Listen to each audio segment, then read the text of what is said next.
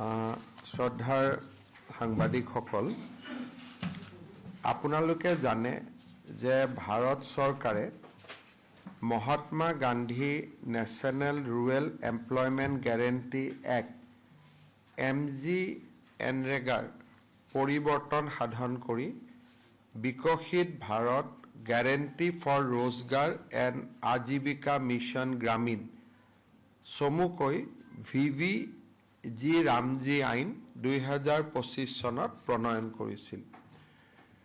আৰু এই আইনখনৰ মূল উদ্দেশ্য আছিল যে পুৰণা MGNREGAত ৰুৰেল এমপ্লয়মেণ্টৰ ওপৰত গুৰুত্ব দিয়া হৈছিল। এই আইনখনত ৰুৰেল এমপ্লয়মেণ্ট আৰু এছেট ক্ৰিয়েশ্যন অৰ্থাৎ এমপ্লয়মেণ্ট দিয়া হ'ব, ৱেজ পাব, কিন্তু লগতে যাতে গাঁওখনৰ বাবে এটা এছেট এটাও যাতে ক্ৰিয়েট হয়। এই আইনখন অসমত আমি 1 জুলাইৰ পৰা বলবৎ কৰিবৰ বাবে সিদ্ধান্ত লৈছোঁ। 1 জুলাইৰ পৰা অসমত আনুষ্ঠানিকভাৱে VVG ৰামজী আমাৰ যিটো আইন বা যিখন আঁচনি তাক 1 জুলাইৰ পৰা আনুষ্ঠানিকভাৱে ৰূপায়ণ কৰা হ'ব। এই আইনখন ৰূপায়ণ কৰাৰ বাবে বা এই আঁচনিখন ৰূপায়ণ কৰাৰ বাবে এই বছৰত আমি 2000 কোটি টকা খৰচ কৰিম। আনুমানিক প্ৰতিখন পঞ্চায়তত গড় হিচাপত, ডাঙৰ পঞ্চায়ত সৰু পঞ্চায়ত লৈ পৰিৱৰ্তন হ'ব, গড় হিচাপত প্ৰায় 1 কোটি টকা প্ৰতিখন পঞ্চায়তে লাভ কৰিব। কোনোবাই 70 লাখ, কোনোবাই 1.5 কোটি। কিন্তু যদি আমি এভাৰেজ গড় এটা উলিয়াওঁ তেতিয়াহ'লে প্ৰতিখন পঞ্চায়তে 1 কোটিকৈ টকা লাভ কৰিব। আৰু এই আইনখনত 125 দিনৰ বাবে গাঁৱৰ মানুহক নিশ্চিত উপাৰ্জনৰ বা নিশ্চিত আয়ৰ সুবিধা উলিয়াই দিয়া হ'ব। MGNREGA আইনত 90 দিন আছিল, এতিয়া 90 দিনৰ পৰিৱৰ্তে 125 দিন হ'ব। আজি কেবিনেটে 1 জুলাইৰ পৰা VVG ৰামজী আইন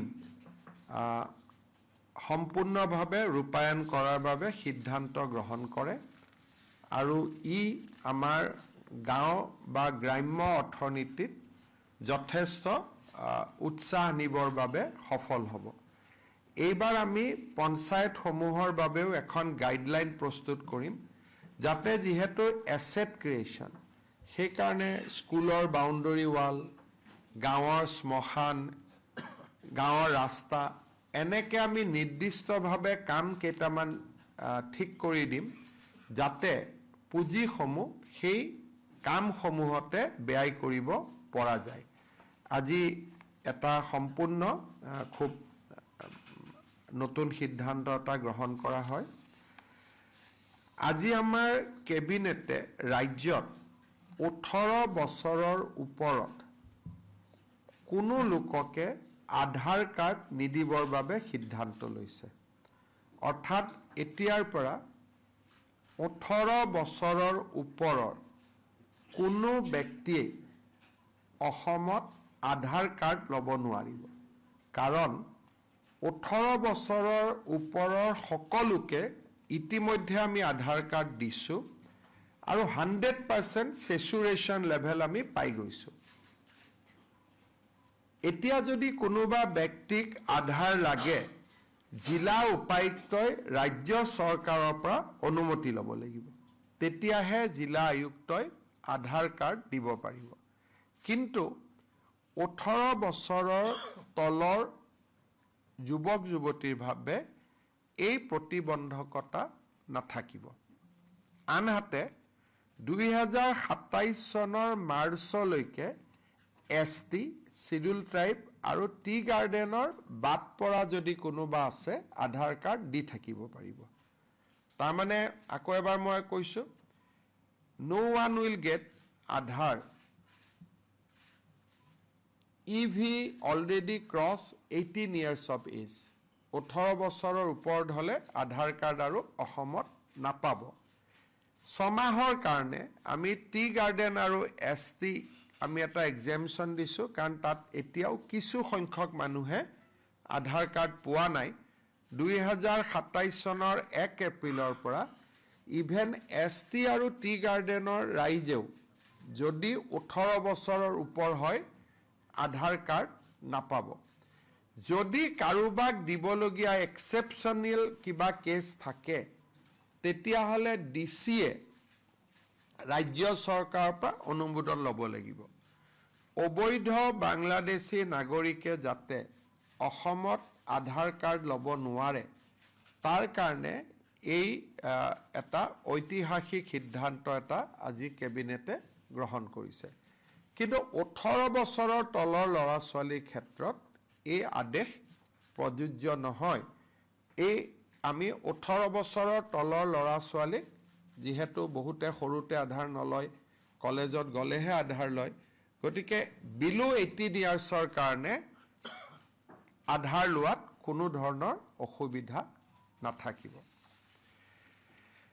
আজি আমাৰ কেবিনেটে গুৱাহাটী বিমানবন্দৰৰ আশে-পাশে এখন স্যাটেলাইট সিটি নিৰ্মাণৰ উদ্দেশ্যে গুৱাহাটী স্যাটেলাইট সিটি ডেভেলপমেন্ট অথৰিটি নামে এটা অথৰিটি নিৰ্মাণ কৰিছে গুৱাহাটী বিমানবন্দৰৰ পিছফালে পলাশবাৰী শুৱালকুছি ব্ৰিজৰ লগত বা আমাৰ সেই অঞ্চলত থকা মাটিত এই স্যাটেলাইট সিটি নিৰ্মাণৰ প্ৰস্তাৱ কৰা হ'ব আৰু ই গুৱাহাটী মহানগৰৰ বৰ্তমান সীমাৰ ভিতৰতে আবদ্ধ থাকিব এই মহানগৰ ক্ৰছ নকৰে within the city of Guwahati GMD এৰিয়াৰ ভিতৰতে ই আবদ্ধ থাকিব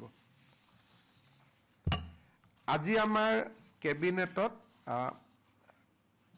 আমাৰ ভাৰতীয় প্ৰশাসনীয় সেৱাৰ বিষয়াসকলৰ তেওঁলোকৰ চাকৰিত এটা নিয়ম আছে যে এটা নিৰ্দিষ্ট সময় দিল্লীত কাম কৰিব লাগে এটা নিৰ্দিষ্ট সময় ৰাজ্যত কাম কৰিব লাগে কেতিয়াবা সেই সময়টো পুৰা হোৱাৰ আগতে কিছুমান অফিচাৰে ডেপুটেশনত যাবৰ কাৰণে আবেদন কৰে আগতে মুখ্যমন্ত্ৰীয়ে সেই আবেদন মঞ্জুৰ কৰিছিল এতিয়া এই আবেদন কেইবাটাও চৰ্ত সাপেক্ষে কেবিনেটেহে অনুমোদন কৰাৰ ক্ষমতা দিয়া হয় যাতে প্ৰিমেচিউৰ ডেপুটেশন অসমত কমি যায় তাৰ কাৰণে আজি কেবিনেটে এই সিদ্ধান্ত গ্ৰহণ কৰে আজি আপোনালোকে এইটো জানে যে 1 2 3 তাৰিখে গুৱাহাটীত সম্ভাৱনা আছে যে এগৰাকী খুব হাই ডিগনিটাৰিজৰ অসম ভ্ৰমণৰ